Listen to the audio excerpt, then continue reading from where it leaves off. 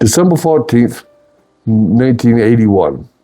A 14-year-old girl leaves her friend's home in St. John's, Newfoundland, and she's, of course, expected home for supper. Witnesses claim that they see her stand by the roadside trying to catch a ride in the cold night air.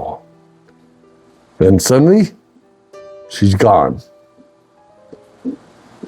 What happened next would terrorize the entire province and become one of Canada's most haunting unsolved cases. This is the case of Dana Bradley. This is Night Owl. Greetings. I'm Ted, your host, and welcome back to Night Owl.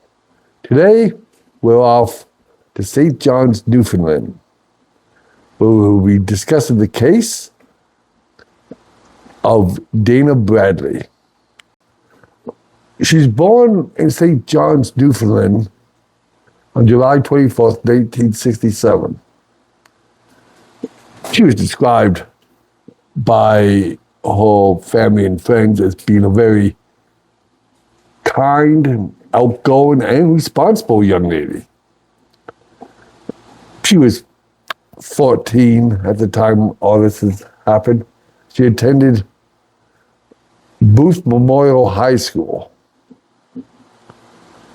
And like most teenagers in Newfoundland, hitchhiking was very commonplace. That was the way most of them got around. And back then, it wasn't just in Newfoundland. I was raised in Ontario, Canada, and that was fairly commonplace. Then came December 14th, 1981. She decided to spend some time with a friend of hers after school, so she went over to a friend's house. Afterwards, she was supposed to leave and get home for supper. It was her mother's birthday dinner. She never arrived. On that afternoon, she left her friend's house. Her friend lived near Topsail Road. Witnesses claim that they seen her hitchhiking across the street from the local McDonald's in St. John's.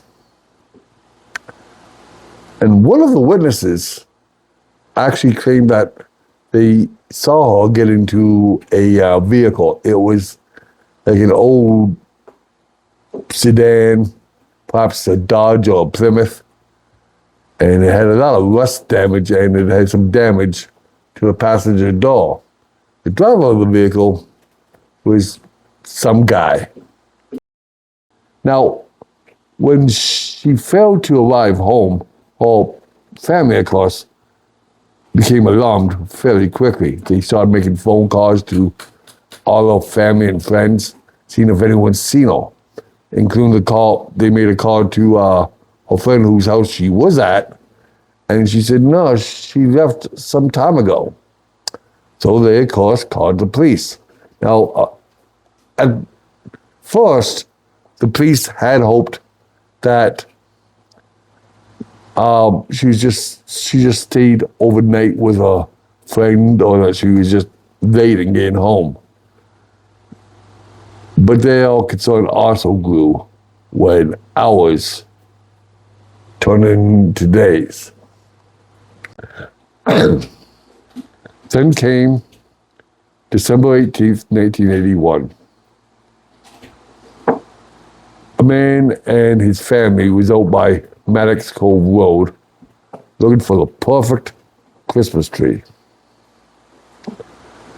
What they found instead undoubtedly gave their nightmares fuel for decades to come. They found the body of Dana Bradley. And when the investigators got out there, from what I understand, the scene that met them disturbed them beyond belief.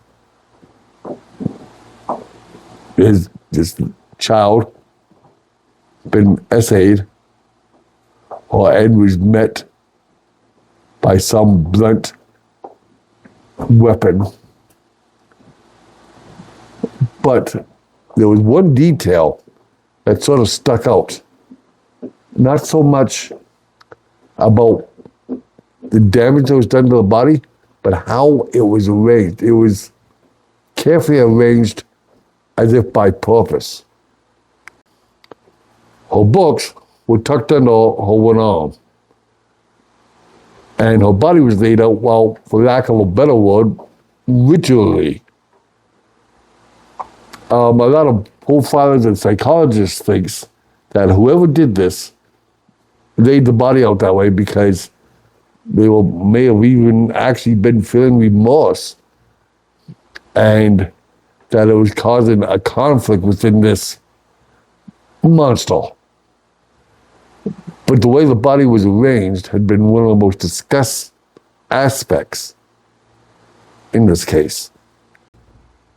As you can imagine, an investigation was launched immediately, and this investigation became one of Canada's largest ones in Canadian history. The RCMP formed a massive task force to investigate this. They interviewed hundreds of people, received thousands of tips, and more than 800 vehicles were examined. And as you can imagine, it terrorized the whole province. I mean, we're talking 1980s here. Stuff like that wasn't an everyday occurrence. Of course, parents started holding their kids a bit tighter. They stopped allowing them to hitchhike. And public fear just absolutely exploded because whoever did this to Dana was still out there and wandering through St. John's. And for years, this story has dominated local media. Now, that's not to say that they didn't get suspects or people of interest, because they absolutely did. Such as this one guy that was one of the more famous people connected to this case. His name was David Grant Somerton. And why did he become a suspect? Well, for one, he confessed to the crime. He knew things, details of the crime that was never released to the media. He claimed he ended Dana with a homemade blackjack sort of weapon, and that some items from the crime would be buried at a particular location. So, investigators, taking his confession to heart, spent over $1 million to excavate at landfills and parts of Maddox Cove Road, searching for the weapon and vehicle. But there was a bit of a problem with his confession. Nothing was ever found. They didn't find any weapon, no vehicle, no physical evidence that actually tied him to the case. And later, David actually recanted his entire confession, saying it was coerced. And maybe it was, maybe it wasn't. That's all allegedly. But I guess the guy did endure an 18-hour interrogation, and he is known to be mentally unstable.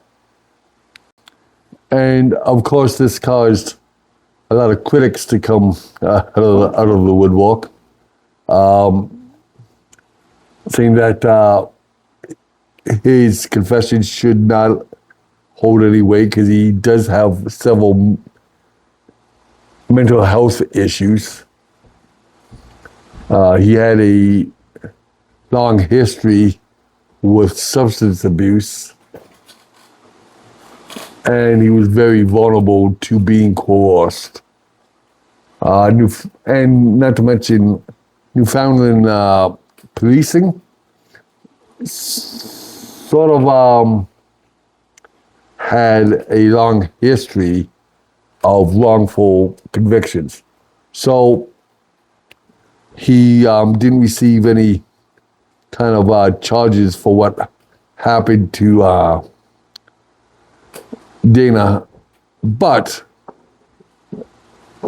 he was charged for for public mischief and for his false confession.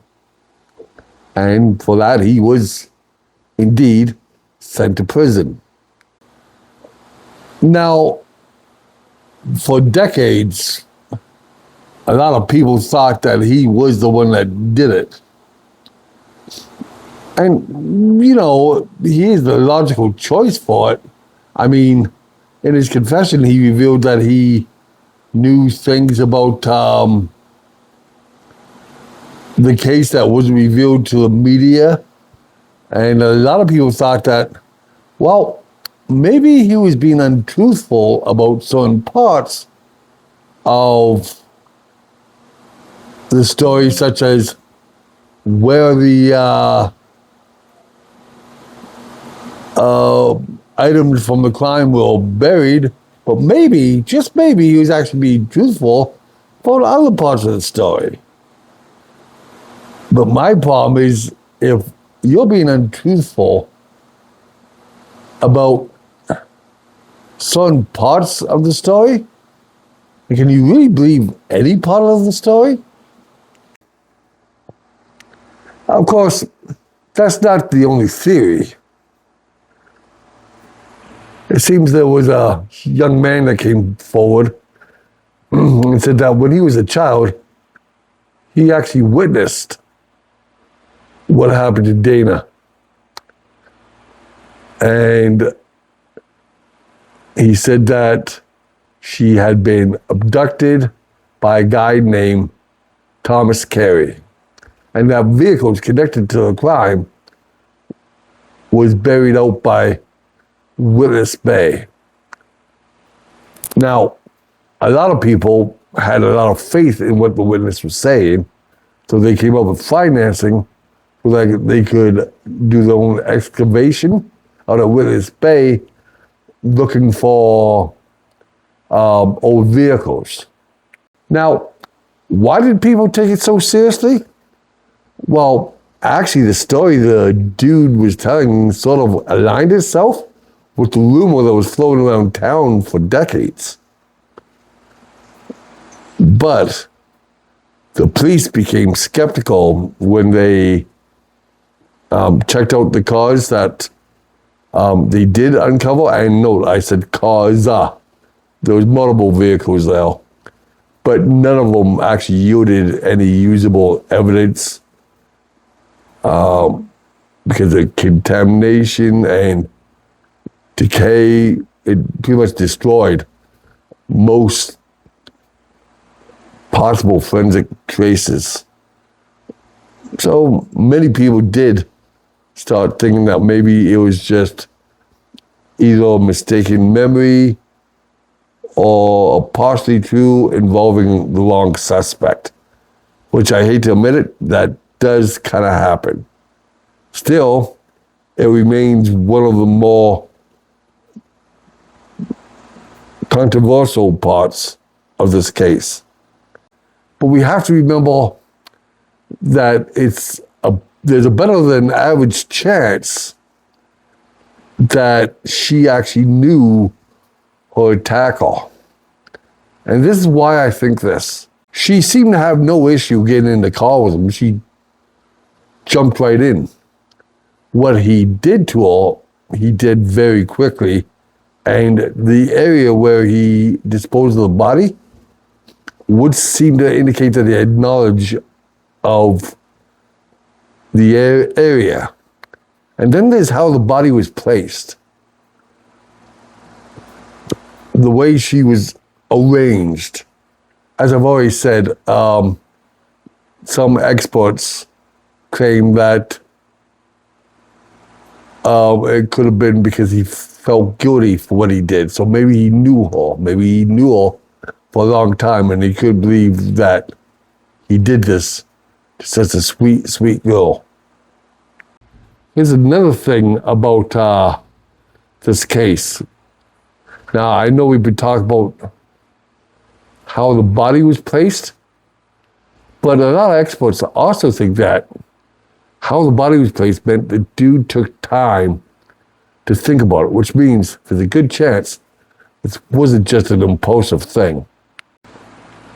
So yeah, there are several facts about the dude that the police are fairly certain about. The guy had knowledge about the area, especially when it comes to Maddox Cove.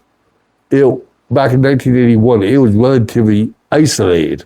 I mean, you didn't go there unless you knew about it. So the guy must have known the terrain. So that meant he was either local or semi-local, or at the very least had been there before.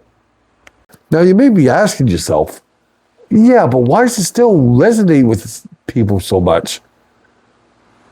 Well, you gotta remember, we're talking about 1980s Canada here, not just Canada, St. John's, Newfoundland.